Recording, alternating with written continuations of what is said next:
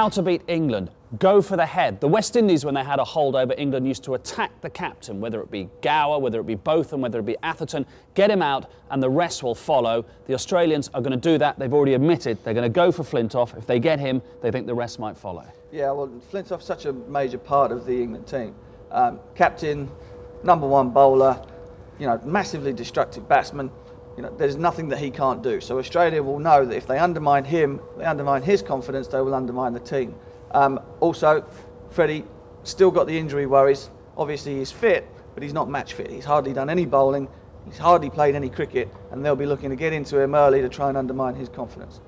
How to beat England, attack the opening bowlers. Steve Harmison, everyone says he's homesick when he leaves Durham, let alone he's homesick when he leaves England. Have a go at him. Matthew Hoggard, some people would say, in Australia. He's just the sort of pace that could get carted around the Australian grounds. Well, they might say that, but Hoggy has proved himself to be a very, very handy bowler with that new ball. But you're absolutely right. The Aussie batsmen, those two opening batsmen, will definitely come out swinging at Steve Harmison. They know that Harmison holds the key if England are to beat them, so they will be looking to be ultra aggressive against him, try to put him on the back foot early. And if they can do that, they will seriously dent England's confidence in the field and seriously dent England's chances of retaining the Ashes.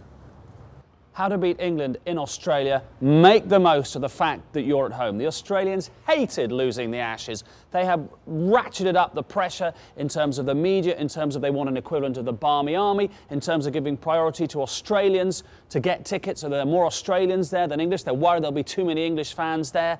Make sure the Australians in their own camp, everything is in their favour, from the conditions, from the pitch to the people who are going.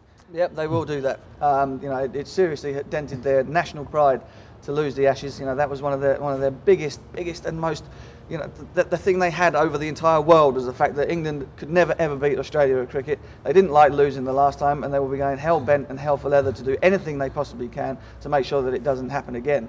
Even down to the hotel staff, you know. Don't be expecting your room service early, boys, because they're going to make you wait for it.